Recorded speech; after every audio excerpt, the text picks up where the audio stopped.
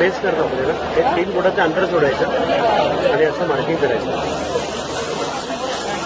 परत मार्किंग आलं ते मार्किंग खाली आणलं. मार्किंग यासाठी केलं आहे की या गोलाच्या आतमध्ये 3 रंग टाकायचे.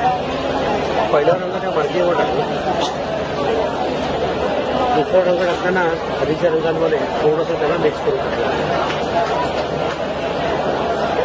तिसरा रंग हा मध्ये पूर्ण करू टाकला. हा झाला बेस. बेस केल्यानंतर मी सेंटर पॉईंट काढला. तर सेंटर आणि डिझाईनचं सेंटर एकमेकांना फक्त मॅच केलं. आता जाळीवरती पांढरा, पिवळा आणि पोपटी हे रंग फिक्स आहे. डिझाईन कोणताही असलं तरी लाईट कलर असल्यामुळे हे बेसला वापरायचे नाही.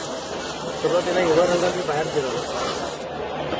त्याच्याखाली पिवळा रंग आधीच्या रंगांमध्ये थोडंसं ओव्हरलॅप करून फिरवला. तसंच पांढरा पण पिवळ्यामध्ये ओव्हरलॅप करून फिरवला. आता शेवटी पिवळा रंग पांढऱ्यात मिक्स करायचा आणि डिझाईन हळूहळू हे पूर्ण करायचं. ठीक आहे. आता जे रंग आपण खाली टाकले होते ना त्या रंगांवरती सगळं डिझाईन हे तयार. ही पूर्ण प्रोसेस यात दिलेली आहे. रंग कोणती खाली टाकायची